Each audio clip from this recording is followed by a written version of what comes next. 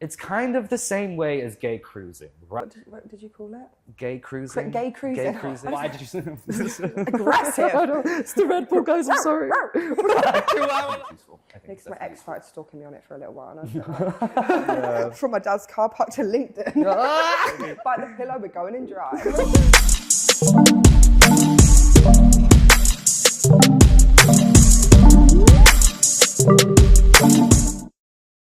No, I started my business because I've always had a passion for technology. So my dad got me my first computer when I was 12. Sorry, I just was really over enthusiastic for that. I was going, yeah, so your dad did what? Daddy issues. No, and then I just started getting into more of the technology side of things, and then kind of moved up, studied IT, studied all of that, and I thought, is it really going anywhere? But then when I started working a 9 to 5, I thought, I fucking hate being told what to do.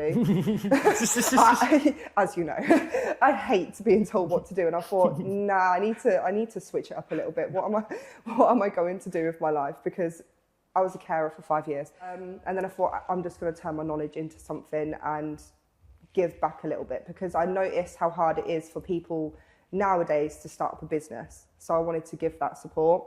So my prices reflect that, because a lot of people are like, why are you so cheap? And it's like, I'm not cheap. I earn enough to be stable, but I also want to help people. So like some of my customers are single mums that are like selling certain things, making things from scratch and then selling them. And with my help with IT and building websites and stuff, I can help them with an affordable price, basically. And they become independent. And just helping businesses start up. I think there is a balance between I think people don't realize we set our prices in such a way to make it affordable and workable for everyone. There's so many instances for me in the music industry, at least, where I give a price and people try and undercut it or negotiate it and things like that. And I've already bared in mind that like we're all starting out, we're all broke, you know, but I think there also needs to be a level of respect from the client to the business owner where you respect our prices, you know. I don't think it's that hard. But it's like, I love that you said that. I also, because that's where I'm in two minds about. I started my business thinking, okay, right, let me provide cheap, affordable products for people in the grassroots music industry. You know, we're all like not much money here. But at the same time, well, after doing the work for 3 years, I've now decided what I want to take and what I don't want to take. And there's people that undercut your prices and there's people that respect your prices.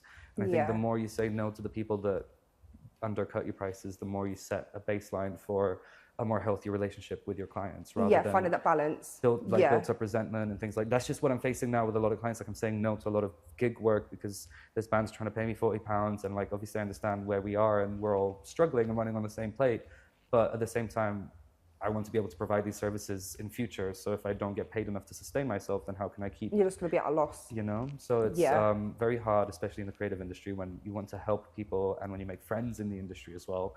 But I think, I might cut this out, to be honest. Tea, drama. But anyway. That's what we're here for. No, I completely get that. It is a very... You have to, finding that balance is probably the hardest thing, but I think you have to go through it for that time to find that balance. So, and it's also gaining trust with people. If you're too expensive, they're not going to want to come because you're too expensive. But if you're too cheap, they're like, why are you too cheap? And I found that quite a few times when people are like, why are you so cheap? I'm like, well, hello. Ouch. You know, God. Ouchie. Yeah. And then it's kind of like, okay, right, like meet in the middle, because you don't want to be at a loss yourself, because we need to earn that money to be able to pay for the things that are important and keep our business running, and then also making sure you're kind of cutting out other people too, sort of. Don't get me wrong, at the start of your business, like obviously I did a lot of free portfolio building work and things like that, so I'm not trying to be cocky or snobby or anything like that, but when you are trying to build a living and a life out of these things, you either treat it seriously and get paid seriously and then you get the priority, or if you don't pay me properly, you're down the list, the priority, and I have to pay rent, I have to pay bills, you know what I mean? So you don't get the same level of service you would if you invested enough money into my services, you know? And investing in a business gets expensive. There's a lot of behind the scenes with Google ads, Facebook ads, purchasing, for me, like domains and servers and everything. It comes to a price and it's just like, okay, and then it's, right, I need to buy a camera now, or I need to do this, and I need to buy a laptop, and then it's kind of like, it just builds and builds, and it's like, there's a lot of regret, I think, at the beginning. I should have charged them a little bit more. And then you're kind of like, right, next time.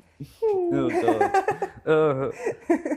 But you just learn who to work with and you learn who not to work with, you know? So it's all a lesson. Yeah, it's all a lesson. And the more you trust your instinct and intuition, I guess you get there in the end. Thanks. Was it engaging? Were you like, okay, that... Oh, fair. And that's coming from Lewis. Woo. Lewis in the room, everybody. Woo! Mr. Green. Mr. Green, you like that. Mr. Green. Mr. Green. Mr. Green. Mr. Green. What was the biggest challenge when you first started? Oh, imposter syndrome. I think anxiety, discipline. Oh my God, I can keep going. Get the scroll out, babe. God, yeah, apparently. What was the biggest challenge when I first started? Thinking that I need a certain amount of kit. I don't know, because I do. Oh my God, wait, that's such a good question, but I think it's definitely imposter syndrome, and it ties into what I was saying earlier about taking less, better paid gigs, and you know, like working, like undermining yourself or thinking that you don't belong in the room. You know, like, oh, you're kind of asking permission from everything you do to be somewhere, but in reality, you're there, you're doing it. Why? What are you worried about? What are you scared about? You know what I mean? Like, it's crazy the way that I was going into venues when I first started, and I was so anxious and I didn't want to speak to anyone. And now I walk into a venue and it's like, oh, I've shot here, I've been in that green room, I've done this, I've done that. And it's through exposure to these things that make you uncomfortable and scared, you build this like thicker shell and resilience. And I think everything changes once you keep pushing yourself out of the comfort zone. So I think that was the hardest bit, like pushing myself out of the comfort zone, but then knowing when something doesn't serve me also. So it's like, okay, right, this is making me feel uncomfortable. But is it getting me something, or is it just making me feel uncomfortable? I'm kind of rambling on now, but yeah, definitely like having the discipline to keep going. And to be honest, it's when the whole world's crashing down on you and you're like crying and you're like, oh my God, I can't handle this, I'm so overwhelmed. Those are the moments when you just go and take a bath, take 2 days out, turn your phone on airplane mode and don't think about anything, and then come at it with a refreshed mindset. And I think the most important thing is to not give up, you know? Yeah, 100%. Mine was the unknown. Mine was working a 9 to 5 and thinking, oh, this is going to be my life for the rest of my life, basically. And then it was taking the step back. And for me, having a son was kind of like, no, I want to do something different. I need to do something different because this is not getting me anywhere. And my goals are I'm not hitting my goals. And then it's just starting it up and the excitement at the beginning where you're like, yes, this is going to work. And then it's like 6 months down the line and you've only had 2 customers. You question yourself. You're like, what am I doing wrong? Is this going to work? Is this my meant to be sort of thing? Yeah. And then you start questioning yourself, and then you introduce something new. And I think that's where I messed up quite a few times, always introducing something new and then feeling like that's right, this is going to be it. And then it not turning out that way. You're like, right, I'm going to have to remove that. So it's just the fear of the unknown all the time. But I think reading a lot of people's experiences, and even for me, it was looking at people, how do you put it? It's I can't say the word, competitors. It's looking at my competitors and going all the way to the beginning of their Instagram and seeing where they started. And that gave me comfortability. I love that kicked me up the arse massively. And I was like, right, they started there and it took them 2 years. So I'm looking at about 2-3 years for myself. And then that gave me the confidence to keep trying and just getting yourself out there. 100. And I think that's another one, is getting yourself out there. Yeah. It's like coming here today. I was not expecting any of this. Save me. Suddenly there's like we need another cut. We need a cut to like show the setup. Like, wait. Just casually got a broadcast camera and then do you know what I mean? And I've never done this before. And then it's also trying other things as well, like opening another business and then doing something else. And it's kind of like, then your plate's just full because you're on a 9 to 5 job, you're doing your business, you're doing another business, and then you're doing OnlyFans. Which was good. Sorry, Dad. Sorry, Mum. We support sex workers in this household, you know? Yeah. Adult workers, and adult content creators. Don't be ashamed, honey. I'm a sex worker. I'm a sex worker. Been there, done that. Got the t-shirt. Oh, you have. God. Yes, but I was also thinking about how I would like another joint. I was also thinking about Mr. Green. Mr. Green. We need like professional joint rollers to just be on hand. Like, I already forgot what you said. It was really good though. About the fucking being overwhelmed and doing your 9 to 5. Like, yeah, I feel like we're both, you know, it's that imposter syndrome of this thing isn't right, that thing's not right for me. And it's what the biggest lesson I learned when I first did this. I was in college for so many years and I didn't know I'd want to come to university. I didn't know I'd want to come to London. I was just there because I wanted to direct music videos and maybe edit them or something, you know? So I had this like end game in sight. But then when everyone was applying to uni, I was like, why the fuck should I not try and get into a London uni? You know what I mean? My grades have been pretty good. Let me see what happens. And then I get into a London uni. Then I'm suddenly in London. Then I'm suddenly paying London rent. You know, like it's been such a, but throughout this whole journey, I've followed my heart. Like there was this really, the Met Film School, that is like a prestigious film school, whatever. Maybe I would have been better off going there. But my heart was drawn to Ravensbourne, which is a more practical-based uni. And in there, I had like a really small class, so the tutor really cared about each individual. I was following my dreams. I edited music videos. I pitched to Atlantic Records, you know. But it was all because I trusted that little voice that everyone around me was like, everyone goes to London to try and be famous. Think about everyone that goes to LA to want to become an actor. You know who you are. And, and don't make it. But now that same person then met me maybe 2-3 years into my London journey and was like, wow, it's changed my life coming here. Like, I'm so inspired. I want to do this. I'm so sorry I ever said that. And it's like, yeah, but like that caused me so much, you know, but it's believing in yourself and believing that the journey will pay off. And sometimes, but also the fear of unknown that you mentioned, that's what I wanted to say. I went and saw We Are Social with my university, and what they knew that I wanted a future in music, but this was a social media agency. And they were like, don't be scared to let life's waters guide you to other places. You know, like you might have a fixed idea, but I never thought that I'd end up booking gigs in venues in East London and that'd be my full-time job. But I saw the job on Indeed, I made a pitch and I just did it, you know, and it worked. So that's what I'm trying to say. Like in my applying job, I was like, in my applying to jobs phase, I was like, okay, let me like take everything that I can. And then I ended up landing on the right one because I didn't close myself off from other opportunities. And like open. Sometimes the fear of unknown is excitement as well. You know, fear and excitement could be the same thing. They go hand in hand. So. And I think a lot of people struggle to negotiate those feelings. Is it fear or is it something else? Like, I feel like they are so similar and it's about understanding yourself. If you have that gut feeling, just go for it because take any backlash, take any back step, but also remember how far you actually came. Because I think looking back at where I started when I was younger, and yourself too, so I was thinking about myself. I was thinking about myself. Where we was at the beginning to where we are now, and have you noticed as well, like, how many people we have left behind because they just weren't good for us in the first place. But 100%. Those were the journeys I think that made us to where we are now. We've been through the shit. And exactly. I feel like now it's kind of looking at what you've got and what you've created and saying, that's mine, I made that, and I've done that. The craziest thing is we both had a very rocky start. We started very unstable lives, unstable home lives. We were getting kicked out left, right, and center, you know what I mean? And now to have built our own stability out of some, like, people have stability their whole lives and don't even build what we have. Not that it's about competition, but it's just about also respecting, like you said, our journey and respecting that things might be harder for us because our brains are hardwired to expect disaster and chaos and finds comfort in chaos and might seek out self-destructive behavior because that's all it's known. But now, like you said, it's very important as well. I'm finally reaching that stability phase where I'm like, holy shit, I've built this myself. Yeah, it's yours. Like, what? No one can take this from me. No one's given me this. Like, and that's the craziest part, to think that little 14-year-old Josh that was kicked out to Romania, or 16-year-old Emily that was so scared and didn't know what she was doing, you know, doing whatever our bad choices when we were 16.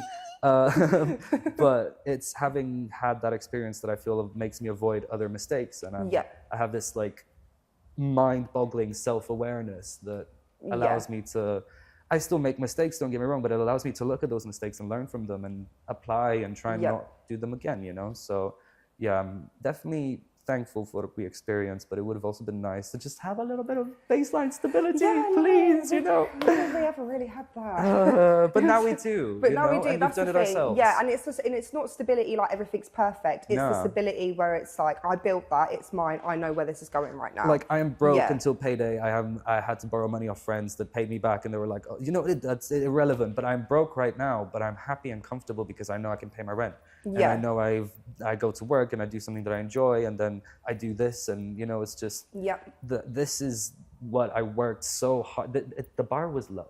for my dreams and goals. My dreams and goals were literal stability. I think that's good though, having that bar low sometimes, because once you've hit it, you can higher it. It's when you have a bar that high and you don't hit it, you get depressed because you're like, I've not hit it yet. So it's always important to have the bar set to a comfortable position, because then once you've hit it, you can push it further up, and then you can push it further up, and then you can be proud of those bars that you've hit. Instead of having it all the way up here, and then you've hit this, then you don't realise what you actually have achieved in that time, because you're just disappointed because you're not all the way up here. On the slight flip side, my mum also told me, and this is maybe why I was a bit more prepared for disappointment, she was always like, if you aim for here, and like, I think what you're saying goes hand in hand with what my mum is saying, but you have to have a healthy balance between the two. Like, if you aim for here, you might not get here, but you'll get here. You know, but if you aim for here, you might not get here and you'll get here. So it's like the higher your dreams, and it's about like allowing life to guide you, like I was kind of saying, and having that balance between ambition, but also just wanting, I don't know how to explain exactly what I'm trying to say, but it's having it flexible, I suppose. It's ambition and gratitude, I think, because you're ambitious, so you want to get to the top of the ladder, but you're grateful for what you've got, so you're happy where you are. You know, I think that's maybe what I'm trying to say in my little joint smoked haze. I don't know. Like, oh my God, I haven't even eaten yet. Like, why are we? I'm just here like tweaking out, just buzzing, literally. And I'm just like, I had a tuna panini and now I feel sick. Oh no. Buongiorno, love. Ew, tuna panini doesn't sound nice, actually, does it? I love a bit of a tuna fucking pasta or a pizza. Tuna pizza is my favorite pizza. Yeah. My friend Marcus, he has like a curry pizza. Okay, so moving on from our dietary preferences. I want to not burn some bridges, so maybe we should avoid clients. The tea's good. Yeah, no, fuck it. I'm so down to just try and shed some light from a creator point of view, but also from an artist point of view, because we're literally all on the same plate. Why are we fighting against each other? Yes. What separates a good client from a difficult one? That's a great question. I have plenty of examples to pull from. Do you want to start? So mine's like iffy, because obviously I guess I don't know if our customers will be sort of similar, but for example, like I've had some good customers and I've still got them, and I've got some bad customers, which I still have them, but ones we've had to burn bridges, because Jesus Christ. But so for my perfect one, it's for me, maybe I'm looking at it wrong, but I'm still quite new in my business, but it's the ones that complement along the way and understand, sort of thing. So like website building can take up to 2 weeks to 6 to 8 weeks, or sometimes months depending on what you want. So e-commerce websites can take longer because it's kind of like, when I gave a quote, I was like, yeah, £800 for this website. And it was like, perfect. She came through with 650 products. So when I gave her 3 weeks, it took me 2 months. Because I didn't even have a CSV file where you can just upload it to WordPress and then it would just be like bang, bang, bang, bang. No, I had to individually upload these, right? And she's like, when is it going to be done? When is it going to be done? I'm like, girl, give me a second. You told me a couple of products. Yeah. You sent through 650. Yeah.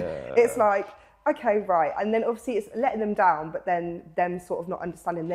I should have been a bit more open and been like, it can take me a little bit longer, but I didn't know. I just kind of went straight into it. One of my first customers, and thought, oh my God, excitement. And now I'm a bit more prepared when it comes to my customers. It's a learned experience. But that sometimes it comes with, if that person's not got a background of what servers and websites and everything can really interpret, it's why has this happened? Why has that happened? Like, for example, WordPress plugins, if they crash, it can sometimes crash the whole website. But then it's me that's unprofessional. Whereas I've always stated third-party products and plugins are not my responsibility. Underlined in red, underlined. bold, If it crashes, that's not me. point. I'll fix it, but that's not down to me. It just happened. 100%. And it's sort of the understanding of those customers. They want, and then when you're moving on, April's coming, tax year's happening, and it's kind of like, right, I need to up my maintenance prices because things are going a bit higher. Yeah. It's like, well, I'm not paying for that because my website crashed 4 months ago. It's like, but that happens, that comes with it, and it's just kind of like battling with that. And then there's other customers that are like, I completely understand, just let me know when this is. Oh, I really love your work, it's amazing, thank you for saving my business. And it's sort of like, those are the ones that give you that confidence of why you're doing it.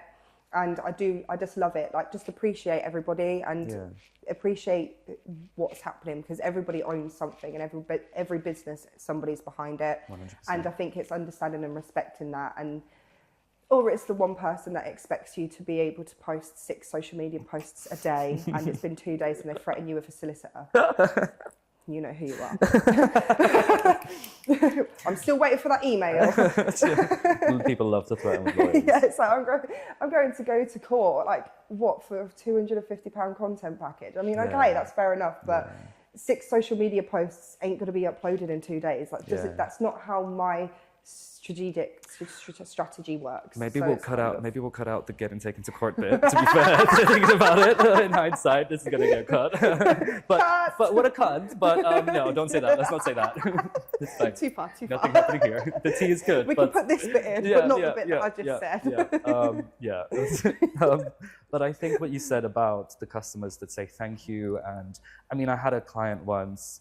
Oh God, we should not be so specific. But there were people that were not, just doing the bare minimum of thanking me or something like that. And that, I don't know, it's not like I'm asking it. Yeah, okay, that's going to be so specific, and they'll know exactly what's different. Like, I organized this gig, got this person booked, and at the end of the night, they go and hug kind of my boss that is like the main person, but I had organized the lineup and handled most things. They go to my boss at the end, they're like, thank you so much, let me give you a big hug.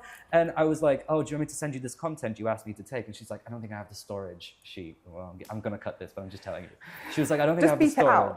So yeah, and then like she just leaves and is like, yeah, I don't have the storage by. So I delete the content because I'm like, fuck you then, whatever. Yeah. And weeks later, she doesn't even thank me. Weeks later, she's like, hey, Bubs, can you please send me that content you took? And I was like, sorry, babe, I didn't have the storage, so I deleted it. Like, ouch. But, Uno reverse card. I was like, no way. You just walked right into it. Oh my God. I let it go, but then man.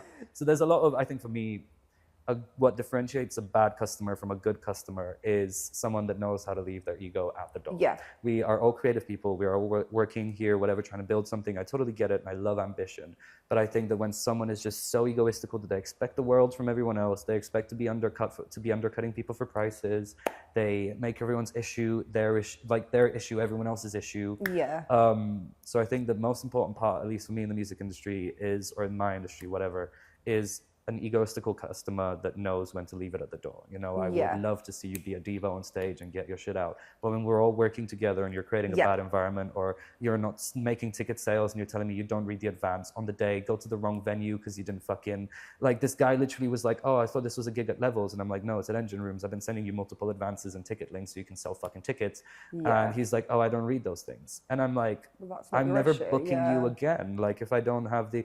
And then he messaged me the next day, and it took me a few days to respond, because he was like, hey, is there any slots at Levels? And I was like, I had to compose myself and be like, look, I'm so sorry, but because you didn't read the advance and you didn't do this. So there's a lot of patience and a lot of, again, self-awareness. And these, like, and I told my boss that, and he was like, this guy told me to my face he doesn't read advances. And my boss was like, if I was there, I would have popped my fucking shit off at him, So it's like, there's a lot of, you think it's all fun and games, just, oh, let's do this, let's do that. But working with people and trying to herd them like you're herding sheep to just do the thing you need to do when it should just be done anyway. Like it's the clients or I don't know, the artists, the clients that just do what they need to do without me having to push and prod. That I then am like, I feel comfortable working with you again.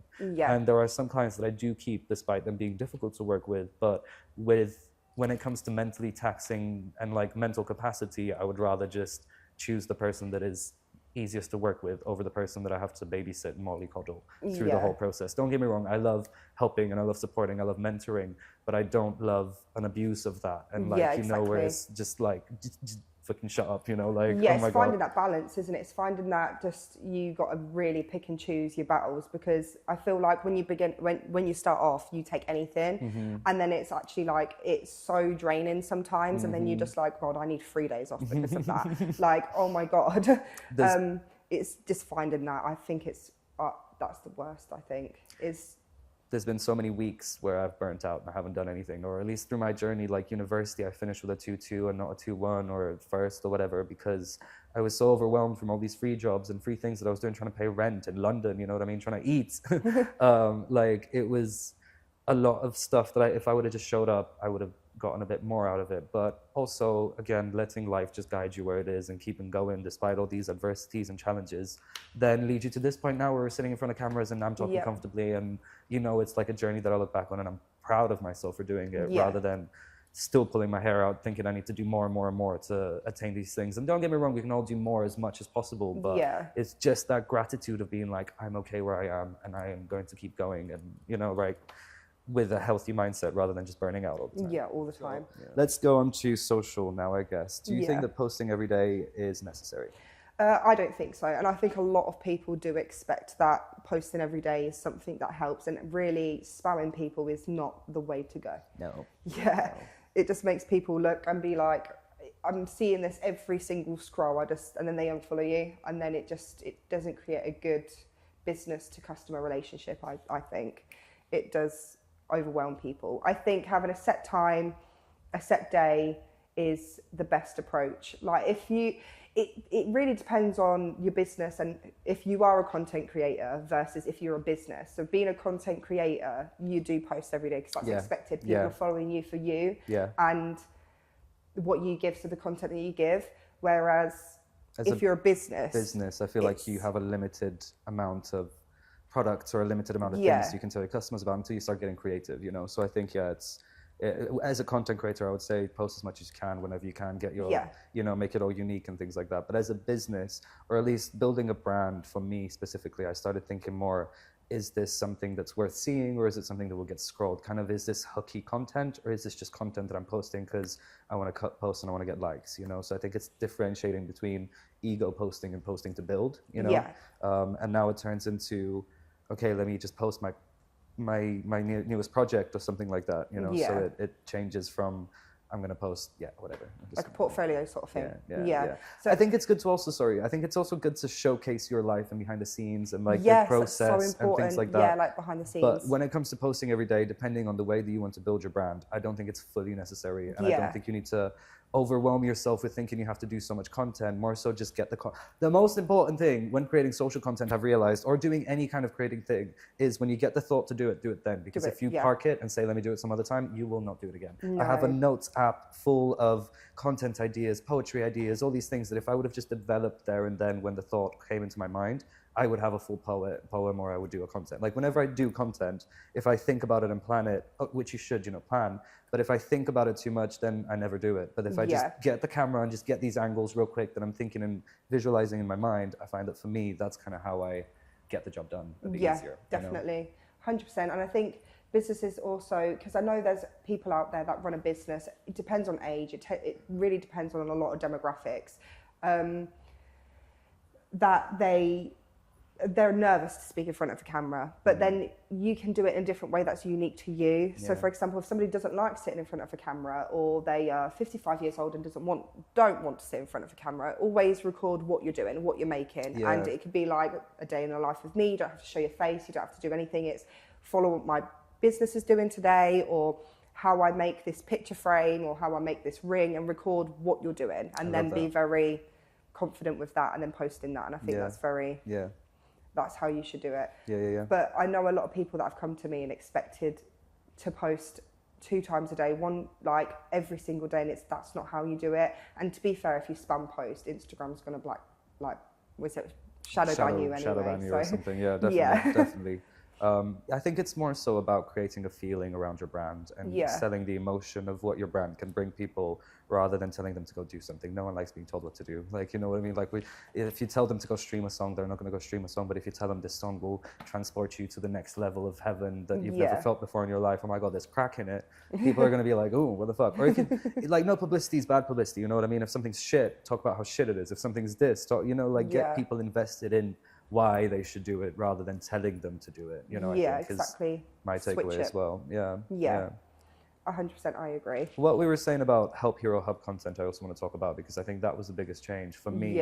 When I was just posting content, I was like posting my gig photography, say, and I was like, why does no one give a fuck about my gig photography? Or I was posting my prices and I was like, why does no one give a fuck that I have some amazing prices on my products? And then I realized no one gives a flying fuck about my products or what I've done at a gig, but they give a fuck about how I got there, what I did to get there. Maybe my fellow photographers or friends that are interested in photography want to learn how to get the most out of their phones. So when I started creating content that was put into these boxes of help, hero, or hub, which I'm just going to run through it. Like, hero content is the product you're trying to sell. So like my gig photography, your content packages. The hub content is recurring content that brings people back to your profile. So they think, oh, Josh every Friday releases tips on how to work your camera or how to shoot on your phone. So they have a reason to come back to my profile.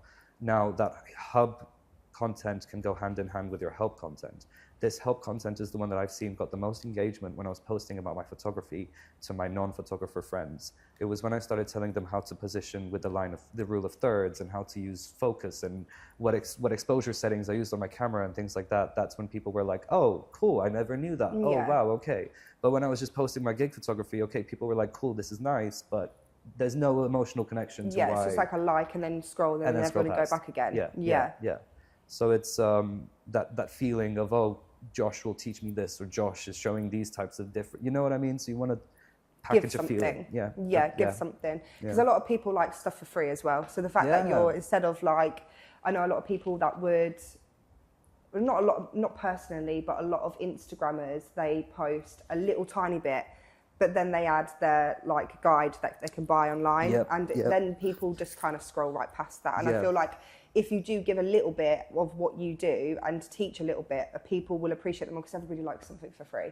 So I feel like that's kind of how some approaches it, like that way is good. Obviously not too much. You have to find that balance. It depends on what you're funneling your customers to. You know what I mean? So if I have a business with photography, I want more people interested in my photography and how I got there and what I did, and that doesn't take away from my pricing structure for my customers, because it just shows them more than anything that I know what I'm on about. Whereas if I am like telling Coca-Cola's secret recipe, you know what I mean, then all of a sudden I have no unique selling point. So I guess you just weigh it up for the business that you've got. Like you do. And it's like really good as well, because I feel like a lot of people, especially if they're getting into marketing or they're getting into what you're sort of getting in, and they're only able to do that on an iPhone. I feel like that's because I was literally just thinking about that when you were saying about your phone. Not a lot of people can afford the big expensive cameras. So the fact that you're teaching on an iPhone at the same time, a lot of people are going to get that confidence, because they're like, oh, okay. And especially for me, because at the beginning I was like, oh my God, I don't even have a camera. How am I going to shoot like content days? But with the learning how to use the phone, hopefully that way it just shows you know how to use that phone, and it's about the content that you get from that and not about what you're using. And I think that's really important as well. You're on each level, which is helpful for people. I think for any business owner, the journey is a bunch of exposure, a bunch of networking, and I think that the more that you expose yourself to all these opportunities, you'll get these opportunities and just take on what you can in a healthy way, like we spoke about earlier. But it's building I made a LinkedIn post about it, and it was like the journey was more thrilling than the destination, because I don't have a destination. It keeps changing. The goalpost keeps moving. I get a job booking gigs. All of a sudden I have to book 12 gigs a month. All of a sudden they need to hit a certain break-even rate of audience members. You know, so there's always something you like you were saying about that disappointment of like you get there and then where'd you go? It's like, you gotta be so fluid, and I have an endpoint. Like I want to be laying in Bali working on my laptop, you know, on a pool float, but also like the end game isn't fixed. I kind of lost the train of thought that I had, that it was spicy there, but I think you get what I'm trying to say. Like, no, I think that's good, because my next question actually was for you is what do you think about LinkedIn? Because I've never been on there. I've created a profile on there, and I don't know, a lot of people do ask me about it, and I actually don't have much information about LinkedIn. I'm more Instagram, Facebook, TikTok, and that's sort of where I stop. So realistic, like how do you... So I guess my opinion on LinkedIn is I don't take it too seriously, but I've started to, and it can just be it's more of like a business to business sort of area, rather than like social media is kind of a business to everyone, you know, or creative to whatever, you know what I mean? But LinkedIn is more business to business. So it's kind of really good for me, because now I sort of have a track record of everyone that I've met and networked with from specific companies. So there's like, when I did with university the pitch for Atlantic Records, now I have people from Atlantic Records on my LinkedIn. That was the ego boost that I needed to fight the imposter syndrome. And now it's like, okay, I've not gotten anything from them, motherfuckers, but it was crazy because they were like, yeah, no one shows up to us anymore. No one comes to us with ideas and things like that. So I've come to them with ideas and you just get aired, you know, or they are a bit snobby or like whatever. So, but at least there's a connection there. And it's like a built up layer of list of people that I've interacted with in the industry. And now I know, okay, wow, there's Sev Deliz's manager. I have a connection with him through LinkedIn. Or even though they haven't responded to me, I'm still going to be emailing these people from Atlantic Records whenever there is something. Like I've met a new artist that dropped her record label and needs another one and is going independent. So it's like, I feel like LinkedIn is a tool to just keep your business. Is it like a networking portfolio, basically? Oh, okay. Would you say that's like it's important for each? It depends. So how am I going to say this? So will it work for every business, or do you have? Okay, so it works for every business. There's a networking for every business that you have. My friends from Peterborough are recruitment advisors or recruitment agency workers, and they're on LinkedIn, and they like my posts sometimes. So everyone in their different respective industries uses LinkedIn, and I do find that it's good if you want to build your. For me personally, it just made me prouder of my work, and I saw it all laid out, and I have my experience there, and I have it tailored for my certain thing, and you know, like you put your title at the top, where it's like social media marketer or like, you know, in-house booker or whatever, and it just makes it all that more real, and it makes your connection to the industry real as well. And then so many emails from, I just haven't looked. Yeah, no, I hate LinkedIn notifications, but it is good, and it is good for continuing the brand in a business-to-business mindset. And yeah, like I didn't post for ages, and now I'm starting to post when I get inspired about like how I was in a hostel at 16 and now I live in London and work in London, you know? So I think it's good for keeping a track record of what you're doing and who you are, and it helps you look at the bigger picture rather than stay so closed into I need to do this, I need to do that, but you're like, oh, I'm good, you know, like it just, I don't know. Yeah, no, that's cool. I think I'm rambling really. I just thought it was just a random thing for managers to stalk you on. Yeah, no, I totally get that. It's like I'll see like someone viewed me from whatever company, and I'm like, oh, cool, whatever. Like, so no, I think it's useful. Because my ex started stalking me on it for a little while, and I was like, I was like, get out of here, sir. How bad is that? Yeah. From my dad's car park to LinkedIn. See, I love that. Fucking hell. My neck, my back, lick my pussy and my crack.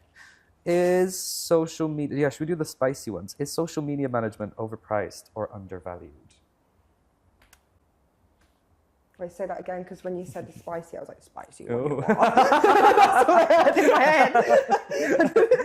Why is it spicy? Why is it spicy? That makes me worse. Then I didn't actually hear the question. Okay, so right. Sorry. So, is social media management overpriced or undervalued?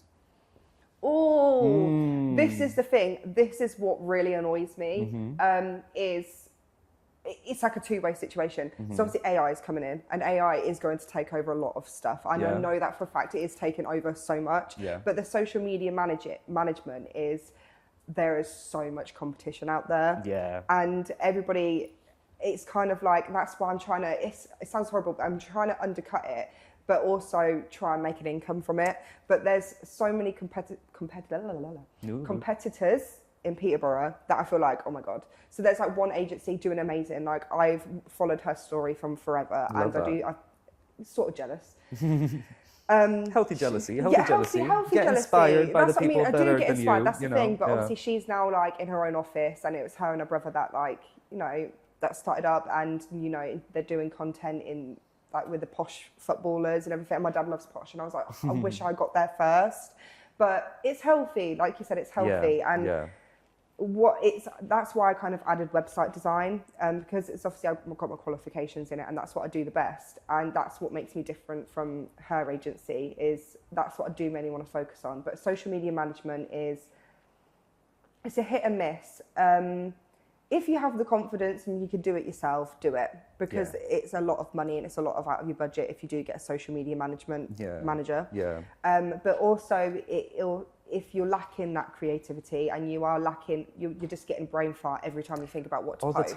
All the time. People will, that's what I mean. People will pay that £20 a month and use ChatGPT, but that is where it's going to fall into. You are overusing it now, because there's so many statistics that I have seen where it states people now are just scrolling, and if they see something AI generated, they're not interested 100%. and they won't purchase from it because you're losing that humane touch in your content, and that's what people want to buy from. They want to buy from a human, not a computer. On the flip side, though, it gives us as humans the touch. That's our unique selling point. You know, we're all like, rather than living in fear that our job will get stolen by AI, I would rather live in hope that the more that, like, I look at it like, you either get AI content, which is like the Primark of the content world, or you either get human-made content, which is like the Gucci of the world. So everyone's going to want to get the Primark, but everyone has Primark. You know what I mean? So then, the more that people have this like AI-generated content, the more it's like art throughout the whole. I spoke to an art, like there was an artist at my school, university, whatever. There was an artist at my university that has now written a book on the AI versus human art, and it's like throughout history, the more that we got cheaper, quick mass-produced products, the more that the handmade, like hard-crafted products got higher in price. You know what I mean? So the more you get easily accessible stuff that are cheap, the more expensive the handmade, human-made items will get. People want it more because so that's all it's in their face. AI's in their face all the time, so they want something humane.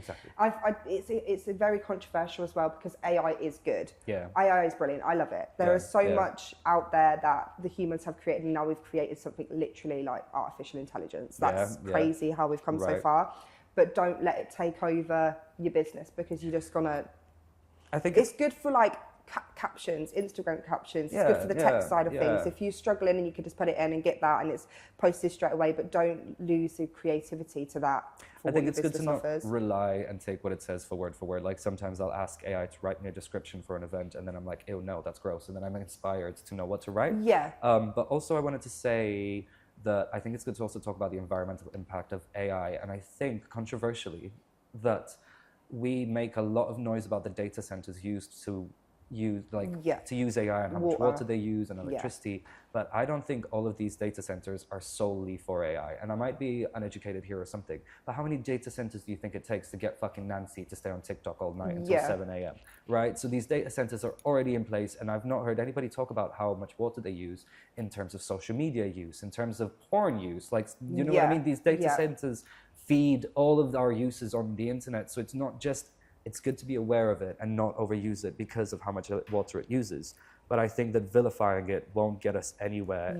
It should be about calling out the companies in order to make it more eco-friendly, or even using the product itself to make it more eco-friendly. But the more that we're like, I think that there's just this huge cancel culture, which is amazing on the internet. All the time. But I think that it's so like, people get their facts mixed up so much, like McDonald's with Israel and Palestine and all these types of things, and then it ended up being just a franchise owner that made some decisions. It's just, we live like The Good Place, you know what I mean? I don't know if you've seen The Good Place, but we live in a world today where it's so hard to get into heaven because your iPhone is part of a sweatshop. The flowers that you buy your mum for fucking Mother's Day have been picked by some child in India. That's such a dramatic statement. But you know what I'm trying to say? Everything we touch is tainted by the evil greed of humanity, that I think it's good to keep it in our minds, but I think it's better to band together and try and create a community feel, you know, rather it's like the cancel culture is always something so new comes out, and that's it. It's like a beehive on honey. It's like, right now, how do we destroy this thing, forgetting about the other stuff that actually you've kind of left behind. Like, it's always one thing straight away, like the new documentary, everybody's on it. Everybody's got an opinion of it. It's going viral, but guarantee in 6 months' time, everybody would have forgot about it. And then it's something new, or a content creator says one thing that's really bad, and then it's like, or even what they said on MySpace back in the day, and then it comes up in reality, and it's like, well, you said that, and it's like, everybody then jumps on it and cancels that person, and then they have to make a story time apologising, and if they don't apologise the right way, that's it, they're cancelled again. And I feel like people need to stop jumping onto every little thing that comes up just because it's a trend. Like, I think on the flip side, probably I'm going to be a bit of a contradiction here, but I think it's also good to align with people that align with your beliefs, you know what I mean? So there is also, if someone repeatedly makes mistakes, I think cancel culture started out as something really good, but then it's grown into this ego-built thing where, oh, I don't like that person because they do this, and I do that too sometimes, but I won't listen to certain artists if they're extremely homophobic or have abuse charges against them or things like that. You know, but then I will maybe give some leniency to someone that's made a mistake in their past and has learned it's about picking your right battles, isn't it? It's about really, literally. Obviously, if something's seriously controversial and that person is a huge racist, or, you know, like, the worst person. But then again, really, if you look at it deeply, there will be people that follow that person and they will follow that behind. It's like you can't really, I think it is crazy how everybody is so different and will jump on that. And it just cancel the right people. Or just think about what you're doing. Just think chill about it. Just stop. Just take a break. Just smoke weed and chill. Right. Everybody just needs to smoke a joint. I've got one. We can just go now. You know. Some shrooms, please. Is organic marketing dead? That is a good one, I think, because it. What do you think? I feel like it's not. I feel like it's not, innit? I feel like it's not. That was brilliant. I love that. I love that. But then again, it's so like organic. Like it's just on Google Ads. I think it's brilliant. Google Ads organic results is brilliant because obviously a lot of people. It's a hit and miss. Everything that I've learned, it's just like a hit and miss. Why did I start getting an accent then? Everything I love in it is I can't even do it. It's all right. Let the orton out. Let the orton out. It is. There's so much that's just gone in my brain. It's just like. I think organic marketing is still very much in force. I've seen my views go from 400 to 9,000 at times when I collaborate with people, or 1,600. And I think it's not the algorithm; it's your content. I'm so very sorry. Some people need that wake-up call of, oh, I'm shadow banned, or I'm this, which can happen, but it's 100% your content, not you being shadow banned. You know, think about what you're doing. Think about, like, I've seen so many people post and then get frustrated with themselves, or myself get frustrated with what I'm doing, until I was like, but I knew deep down that what I'm posting is not really what hits all the markers to go viral or something like that, you know? So it's less about, it's kind of the same way as gay cruising, right? So you go cruising and it's like... What did you call it? Gay cruising. Gay cruising. Gay cruising. I just wanted to make sure. Like, I thought you said gate cruising. No, it's like... But then I was like, no, he definitely said gay. I said gay. So like you go cruising and there's a bunch of people in an area there to fuck, right? And you're walking around, you're kind of making the eyes at everyone and you're like, oh, are we gonna go and do something? And then you don't, and you get rejected by some people. But if you sit there and think... I know, that's why I said this. If you sit there and think, oh my God, nobody wants me, I'm so ugly, and then go home and don't fucking find someone, then it'll be shit, whatever. But then if you are continuously looking and walking around this path where people are there to fuck, you will eventually find someone and have a really good shack. You know what I mean? I don't know where I was going with that. I had such a good point where I was making, but I lost it. I just wanted to start twerking. Right? It's getting hot in here. Take off all your clothes. But it's the same kind of rejection therapy, I think, that I'm trying to get at, of just keeping going. You know? Basically, if you want to have an organic search, just go gay cruising. That was what we were on about. Organic marketing. It's not dead. Sort yourself out.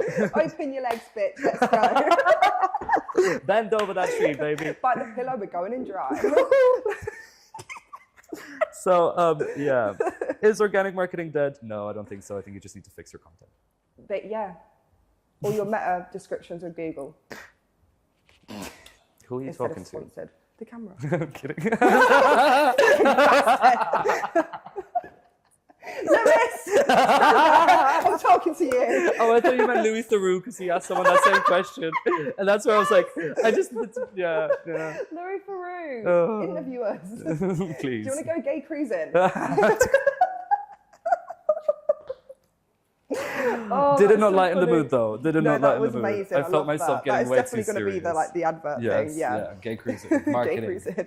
You know, yeah, that should be the name of our first podcast, gay cruising. Gay cruising. Why gay cruising proves that organic marketing isn't dead. Yes. There you go. That's gay actually really good. Organic marketing. Or orgasmic marketing. Oh, yes. Oh, this is getting brilliant. I love it. Right. Okay. Are we cut? Cut. I am tired. Happy. I am tired.